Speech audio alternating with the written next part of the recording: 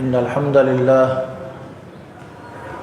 نحمده ونستعينه ونستغفره ونعوذ بالله من شرور أنفسنا ومن سيئات أعمالنا من يهده الله فلا مضل له ومن يضلل فلا هادي له وأشهد أن لا إله إلا الله وحده لا شريك له وأشهد أن محمدا عبده ورسوله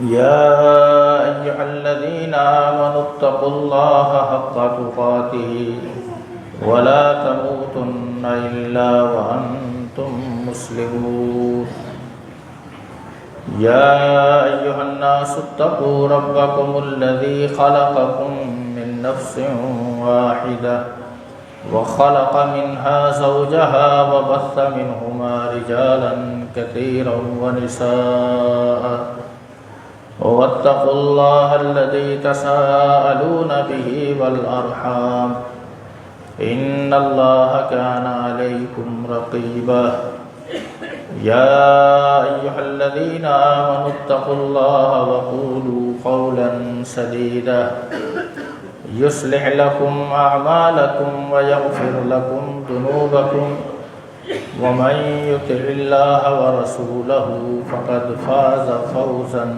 عظيما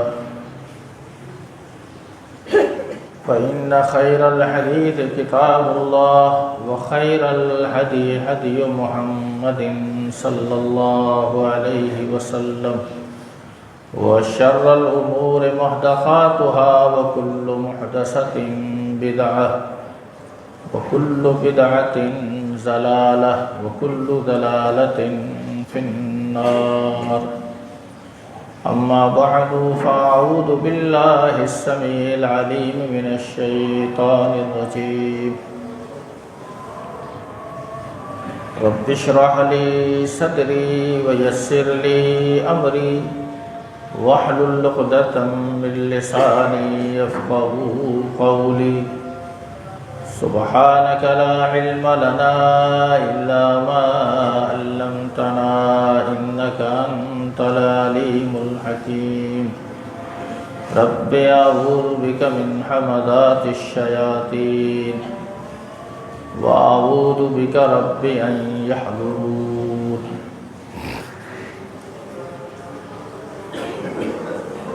قل هل ننبئكم بالأخسرين أعمالا الذين ضل سعيهم في الحياة الدنيا وهم يحسبون أنهم يحسنون صنعا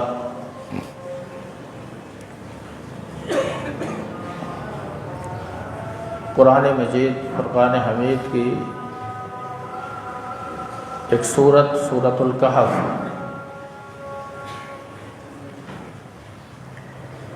اس کے آخری رکوع کی یا آخری آیات ہے جس میں ارشاد باری تعالی ہے قل اے پیغمبر آپ فرما دیجئے هل ننبئکم بالاخسرین اعمالا کیا ہم تمہیں خبر نہ دیں بالاخسرین اعمالا ان لوگوں کے بارے میں جو عمل کرنے کے باوجود خسارے میں ہے اور نقصان میں ہے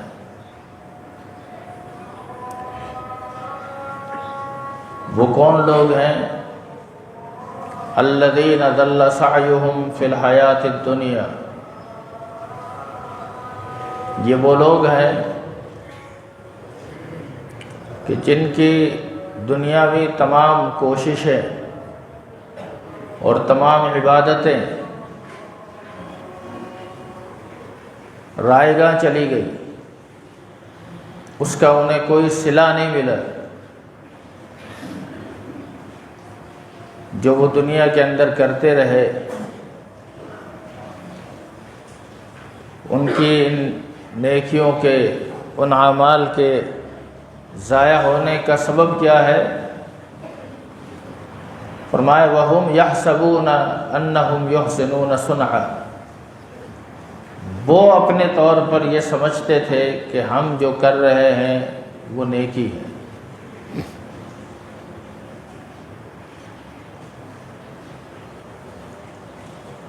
قیامت کے دن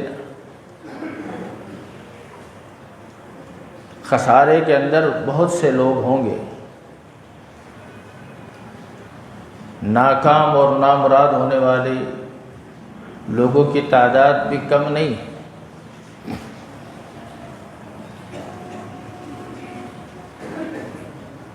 لیکن فرمایا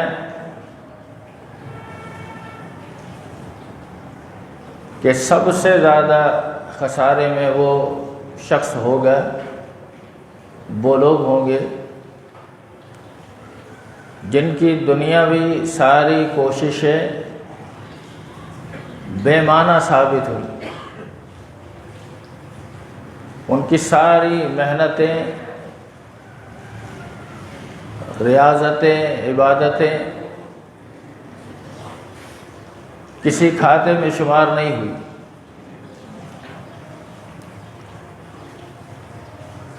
حالانکہ عبادات کرتے وقت ان کے ذہن میں یہ تھا کہ ہم اچھا کام کر رہے ہیں۔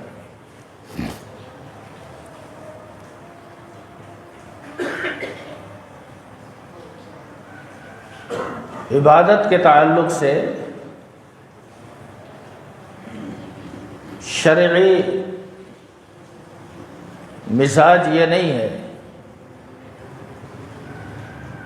کہ ہم اپنے طور پر کسی مہینے کا، کسی دن کا، کسی تاریخ کا تعین کر کے یہ سمجھیں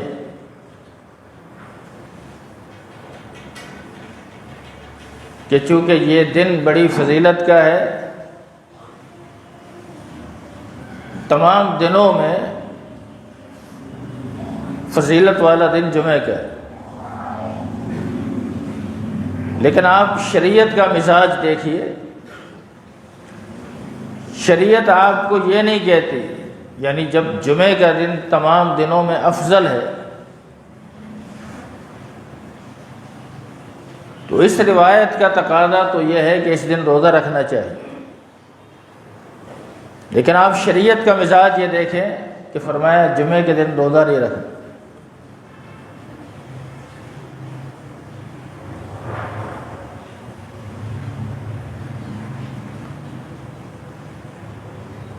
مسلمانوں میں خوشی کے دنوں میں سب سے بڑے دن دو ہیں، جس کو عیدین سے تعبیر کرتے ہیں۔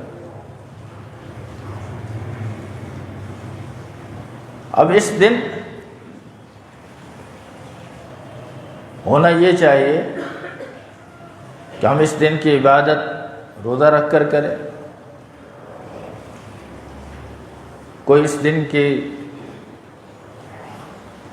ابتدا کسی اور اچھے کام سے کرے، لیکن اللہ کے رسول صلی اللہ علیہ وسلم نے ان دونوں کی ابتدا نماز سے کی۔ تو نیکی کے تعلق سے شریعت کا قاعدہ یہ ہے، مزاج یہ ہے کہ وہ نیکی اس وقت تک نیکی نہیں ہے جب تک شریعت اس کو نیکی نہ کہے۔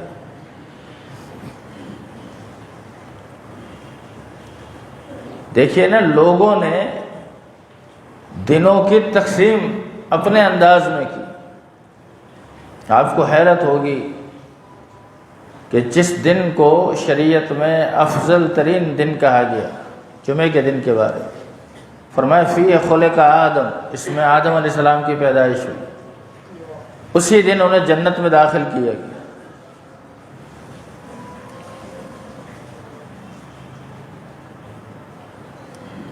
اور تخلیق کے اعتبار سے، جنت میں داخل کرنے کے اعتبار سے، پھر دنیا میں آنے کے اعتبار سے، ایسی بہت ساری، حتیٰ کہ آدم علیہ السلام کی وفات بھی جمعے کے دن۔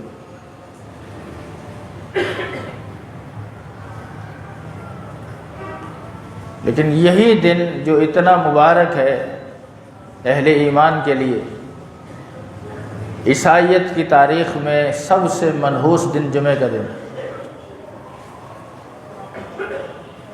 اب ان کی لوجک کیا ہے؟ ان کے عقیدے کے مطابق عیسیٰ علیہ السلام کو پھانسی دی گئی۔ وہ کہتے ہیں عیسیٰ علیہ السلام کو جب پھانسی دی گئی تو وہ جمعے کا دن تھا، اس لیے جمعے کا دن منحوس دن ہے، معاذ اللہ۔ اگر انسان اپنے طور پر ان تقسیم کو کرنا شروع کر دے، یا اس تعلق سے کسی خوشی اور غمی کو جوڑنا شروع کر دے، تو پھر تو کوئی پیمانہ نہیں رہے گا اچھائی اور برائی کا۔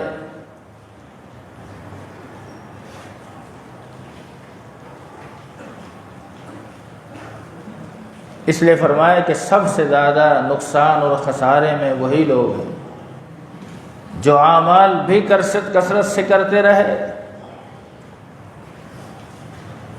یقیناً ان کی عمل کرتے وقت ان کی نیتیں اچھی ہوں گی، اس بندے میں اخلاص ہوگا، اس میں ریاکاری نہیں ہوگی،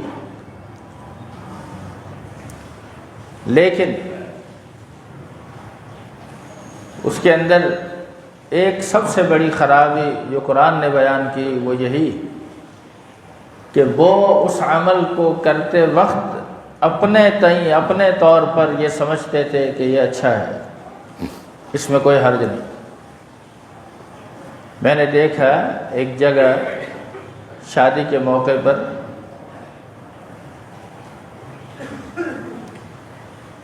ختم القرآن کیا جا رہا تھا، ایک محفل منعقد کی گئی، اس میں سب آ رہے تھے، ایک ایک پارہ پڑھ رہے تھے۔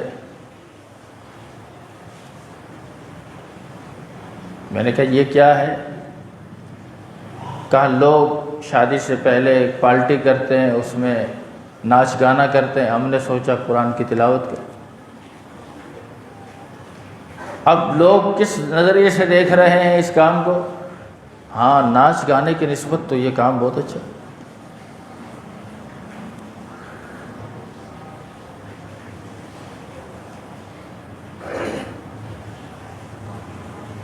کسی کے یہاں کوئی فوت ہو جائے، اس کے فوت ہونے کے بعد لوگ قرآن خوانی شروع کر دیتے، یہ کیا ہے؟ بس قرآن ہی پڑھ لیں، اس میں کیا ہے؟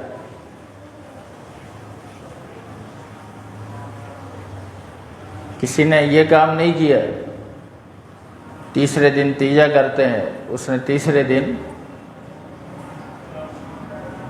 واعظ رکھوا دیا، کسی مولوی صاحب کو بلایا، اس نے آ کر لوگوں کو واعظ و نصیحت کی۔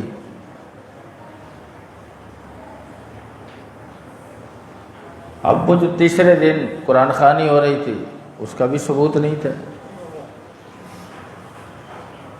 تیسرے دن جو تیجا ہو رہا تھا اس کا بھی ثبوت نہیں، تیسرے دن یہ جو واعظ ہو رہا تھا اس کا بھی ثبوت نہیں۔ لیکن لوگ ایسی چیزوں کو ختم بھی ایسی چیزوں کے ساتھ کرتے ہیں جس کا وجود نہیں۔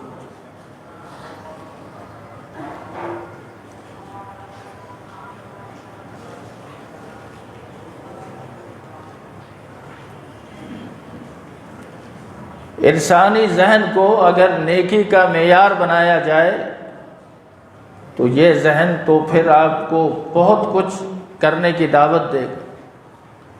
ہر ایک کی سوچ جدا ہے، ہر ایک کی فکر جدا ہے، ہر ایک کا طریقہ کار جدا ہے، اور ہر ایک اپنے زاویہ فکر کے مطابق آپ کو کہے گا کہ مجھے یہ اچھا لگتا ہے، میں ایسا اس لیے کرتا ہوں کہ مجھے یہ اچھا لگتا ہے۔ تو پھر نیکی کا کوئی معیار نہیں۔ نیکی کا معیار اگر سمجھنا ہے تو 3 باتوں کو ذہن میں رکھیں، اور انشاءاللہ پوری زندگی میں اگر یہ 3 باتیں یاد رہیں تو کبھی بھی کسی بھی عمل کے تعلق سے لمحے بھر کے لیے بھی آپ کے دل کے اندر یہ نہیں آئے گا کہ یہ صحیح ہے یا غلط ہے، اگر یہ 3 باتیں سامنے ہو۔ سب سے پہلے نمبر پر نیکی کے تعلق سے یہ دیکھنا ہے کہ نیکی کرنے والا شخص مسلمان ہے کہ نہیں۔ ان یکون صاحبہ مسلما، ہر نیکی کے اندر یہ بات کار فرما ہے۔ اس نیکی کا اس آدمی کو کوئی فائدہ نہیں جو وہ نیک کام تو ہے، کام نیک ہے، مسجد بنانا کوئی برا کام نہیں، کہیں کنواں کھدوا دینا برا کام نہیں، غریبوں کا علاج معالجہ کروا دینا فری میں، ان کو سہولت دے دینا برا کام نہیں۔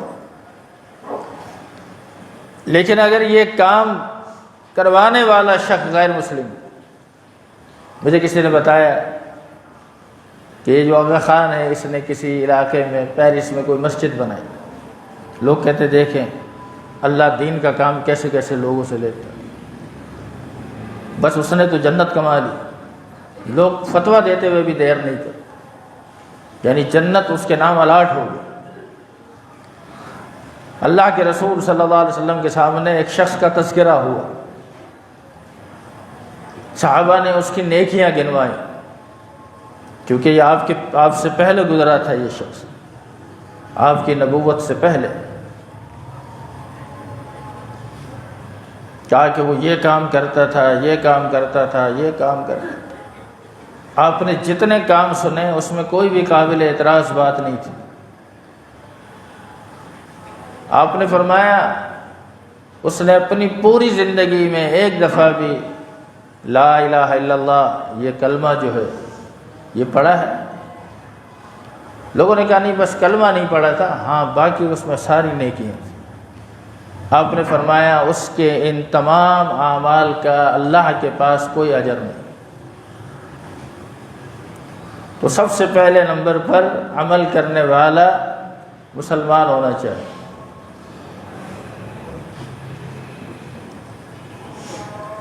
دوسرے نمبر پر ان یکون خالصا لوجہ اللہ، وہ عمل جو عمل کرنے والا ہے وہ اس عمل کو کرنے والا شخص مسلمان ہونے کے ساتھ ساتھ اس عمل کو اللہ کی رضا کے لیے کرے،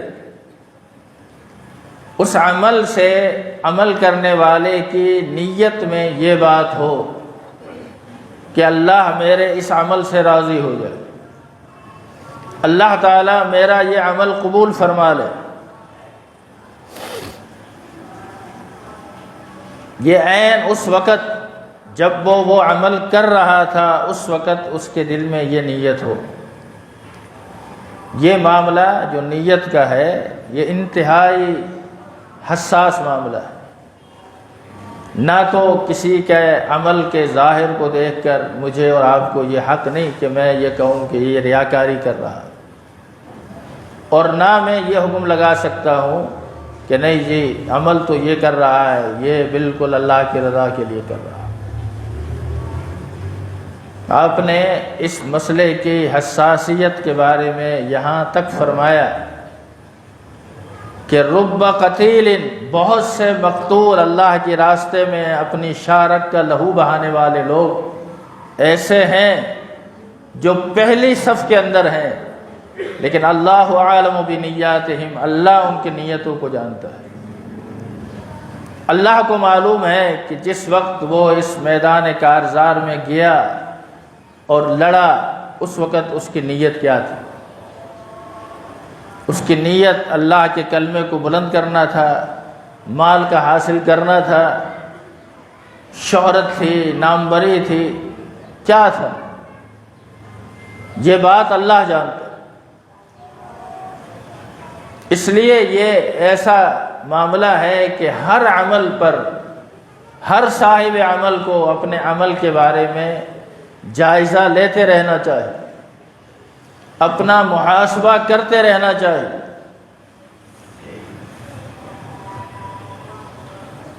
کہ میں یہ عمل کیوں کر رہا ہوں؟ بعض دفعہ چھوٹا سا عمل انسان کو کہاں سے کہاں پہنچا دیتا ہے، اور بعض دفعہ بہت بڑا عمل بھی انسان کے کسی کام نہیں آتا۔ آپ نے فرمایا کہ عمل تو بڑی بات ہے، بعض دفعہ انسان اپنی زبان سے ایک کلمہ نکالتا ہے، وہ کلمہ اتنا اچھا ہے، اتنا کلمہ خیر ہے، اتنا اخلاص کے ساتھ ہے کہ اس کلمے سے اتنے لوگوں کو ہدایت ملی، اور اس کلمے کے اثرات اتنے پھیلے، اور وہ کلمہ اتنا آگے بڑھا کہ اللہ تعالیٰ نے اسے قبول عطا فرما دیا، اور وہ شخص جنت میں اس کلمے کے سبب سے داخل ہو گیا۔ اور بعض دفعہ ایک ہی کلمہ ایک انسان کو جہنم کے اندر 70 سال کی مسافت کے بقدر جہنم کے اندر دھکیل دیتے، ایک ہی کلمہ۔ اخلاص کا عالم یہ ہے، اخلاص کا معاملہ ایسا ہے۔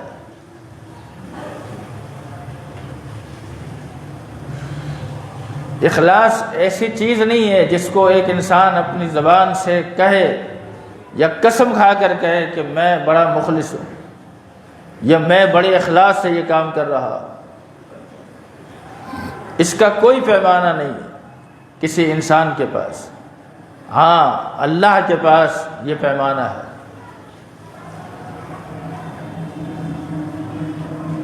جامع ترمذی کے اندر حدیث بطاقہ کے اندر یہ مفہوم موجود ہے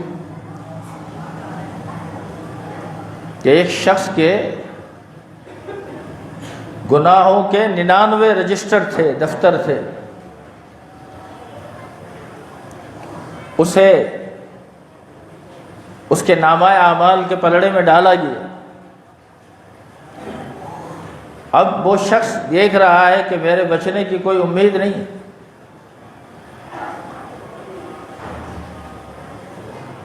کہ اچانک اسے بتایا جائے گا کہ اس کی ایک نیکی بھی ہے، اور وہ ایک کاغذ کا ٹکڑا ہوگا، اسے بھی لایا جائے گا۔ وہ شخص جس کا نامہ اعمال تولا جا رہا ہے وہ بھی دیکھ رہا ہے کہ ایک طرف اتنے بھاری بھرکم رجسٹر ہے، ایک طرف یہ کاغذ کا پرزہ ہے، یہ کیا کرے گا؟ اسے پھر بھی کوئی امید نظر نہیں آ رہی، لیکن اللہ تعالیٰ فرمائے گا کہ آج کا دن انصاف کا دن ہے، ہم تیرے ساتھ کوئی ظلم نہیں کریں گے۔ چنانچہ وہ کاغذ کا پرزہ ٹکڑا، جس کو عربی میں بطاقہ کہتے ہیں، اس کو جب ترازو کے پلڑے میں ڈالا جائے گا تو آپ نے فرمایا کہ یہ بطاقہ، یہ کاغذ والا ٹکڑا والا جو پلڑا ہے یہ بھاری ہو جائے گا، اور وہ سارے کے سارے دفتر ہلکے پڑ جائیں گے۔ جب اس کو کھولا جائے گا تو اس میں یہ کلمہ ہوگا جو اس نے اخلاص کے ساتھ پڑھا۔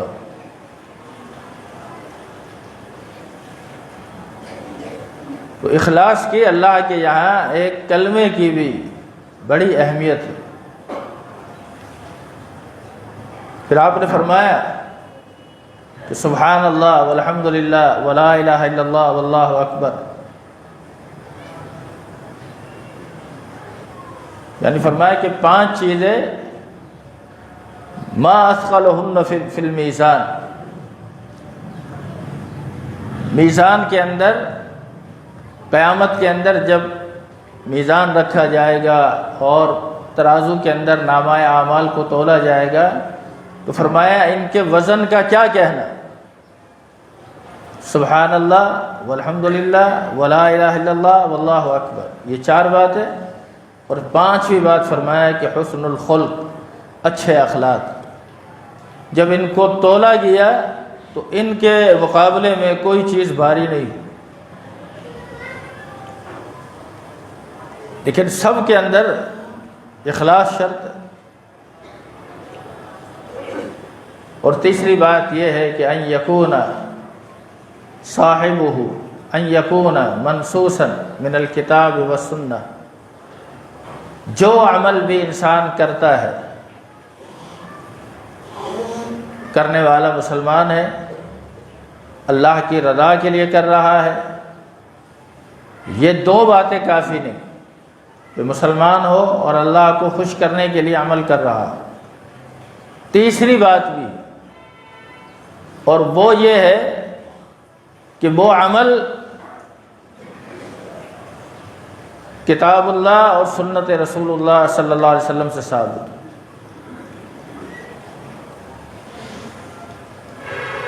اب کتاب اللہ سے ثابت ہونے کا مطلب یہ نہیں کہ کوئی شخص قرآن کی آیت پڑھے اور کہے اس کے اندر یہ بھی داخل ہے۔ بہت سے لوگوں نے قرآن مجید کا حاشیہ لکھا، تو میں نے دیکھا ایک شخص نے قرآن کا ترجمہ کیا، ترجمہ تو صحیح کیا کہ اہل ایمان اللہ پر ایمان رکھتے ہیں، آخرت پر ایمان رکھتے ہیں،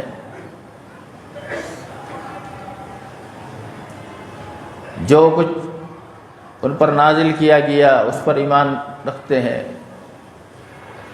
والذین یؤمنون بما انزل الیک وما انزل من قبلک، جو ان سے پہلے نازل کیا گیا اس پر بھی ایمان رکھتے ہیں۔ ومما رزقناہم ینفقون، اور جو ہم نے انہیں رزق دیا اس میں سے وہ خرچ کرتے ہیں۔ اب یہ تو صحیح ہے ترجمہ۔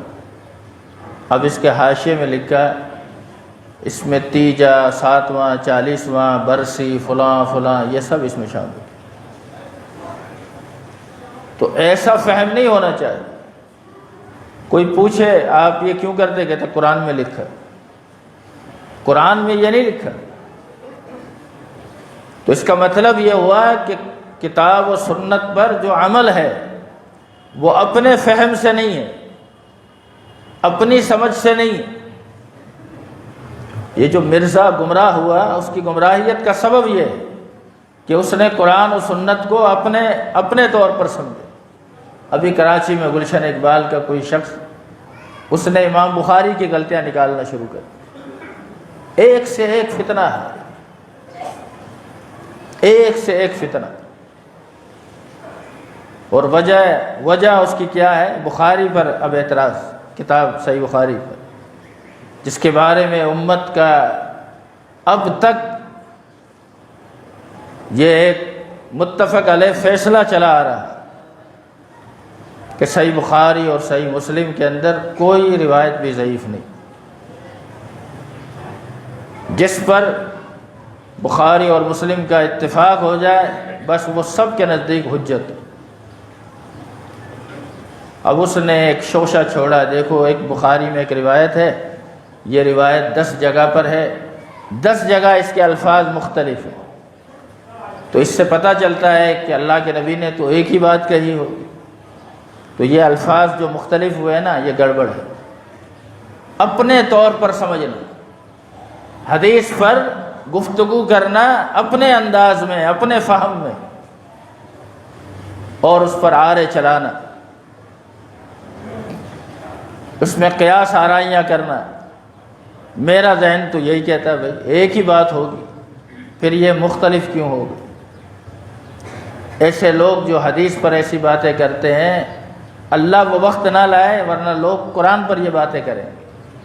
قرآن پر بھی اللہ نے ایک ہی واقعے کو، موسیٰ علیہ السلام کے ایک واقعے کو کئی جگہ ذکر کیا اور ہر جگہ الفاظ مختلف۔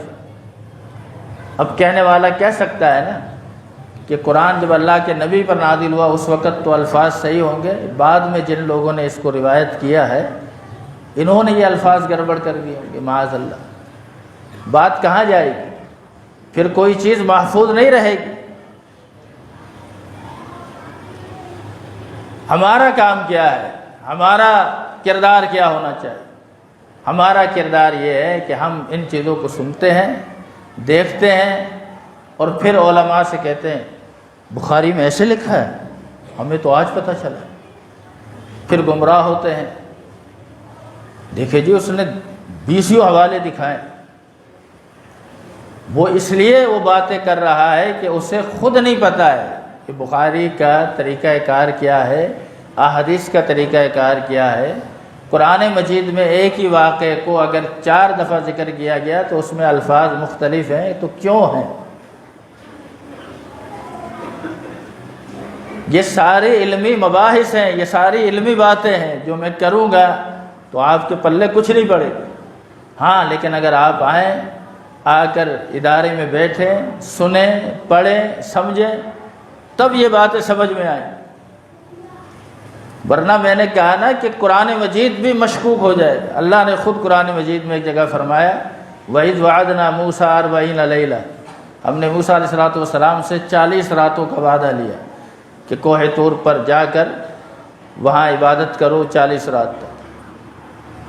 اسی واقعے کو اللہ تعالیٰ نے قرآن مجید میں 9ویں پارے میں ارشاد فرمایا وَوَعَدْنَا مُوسَىٰ 30 لَيْلَةً، ہم نے موسیٰ علیہ السلام سے 30 راتوں کا وعدہ لیا۔ اب اللہ نے 40 کا وعدہ لیا ہے یا 30 کا؟ وَأَتْمَمْنَاهَا بِعَشْرٍ، پھر ہم نے 10 راتیں اور بڑھائیں۔ فَتَمَّ مِيقَاتُ رَبِّهِ 40 لَيْلَةً، اب یہ 40 راتیں بنی۔ تو اب پہلے ایک دفعہ 40 کہہ دیا ہے، ایک دفعہ 30 کہا ہے، پھر 10 کا اضافہ کیا، تو یہ کوئی معاذ اللہ کوئی گڑبڑ ہو رہی ہے، کوئی بندہ اس میں گڑبڑ کر رہا ہے، قرآن کو نقل کرنے والوں نے کوئی معاذ اللہ کوئی غلط کام کیا ہے۔ اصل مسئلہ یہ ہے کہ آپ ان چیزوں کو جانتے نہیں، آپ نے پڑھا نہیں، آپ علماء کے پاس گئے نہیں، آپ نے علماء سے سیکھا نہیں، اور آپ علماء پر باتیں کرتے ہیں، حدیث پر باتیں کرتے ہیں۔ تو وہ عمل کتاب و سنت سے ثابت ہو، اس کا مطلب یہ ہے کہ وہ عمل صحابہ کرام کے فہم کے مطابق ہم سمجھیں۔ یہ نہیں کہ صرف قرآن کی آیت ہے اور میں کہوں آیت کے اندر صاف یہ لکھا ہے بس اس کا یہ مطلب ہے، میرا سمجھنا کامیاب نہیں ہے۔ میں یہ کہوں کہ اس آیت کا صحابہ نے یہ مفہوم سمجھا، اور صحابہ اپنے طور پر نہیں سمجھتے، ان کو اللہ کے نبی سمجھاتے۔ یہ پورا ایک سلسلہ اور طریقہ کار ہے۔ کسی بھی عمل کے مقبول ہونے کی یہ 3 بنیادیں ہیں، اس پر غور کریں، اس کو دیکھیں، پھر جس مہینے میں جو اعمال آپ کو دیکھنے میں آتے ہیں کہ لوگ کہیں اس میں کیا حرج ہے، اس میں کیا برائی ہے، تو اگر آپ اپنی عقل سے فیصلہ کریں گے تو آپ کو کوئی برائی نظر نہیں آئے، لیکن آپ شریعت کے اصول کی روشنی میں اس مسئلے کو دیکھیں گے تو آپ کو سب سے بڑی برائی یہی نظر آئے گی کہ شریعت اس کام کی اجازت نہیں دیتی، شریعت اس کام کو نیکی نہیں کہتی۔ لہذا جب شریعت اس کو نیکی نہیں کہتی تو آپ جتنا اس کے اندر خوبیاں تلاش کریں، مجھے اس کی ایک ہی خامی ساری خوبیوں پر بھاری نظر آتی کہ وہ شریعت سے ثابت نہیں۔ اللہ رب العزت اس نقطے کو سمجھنے کی توفیق عطا فرمائے۔ اقول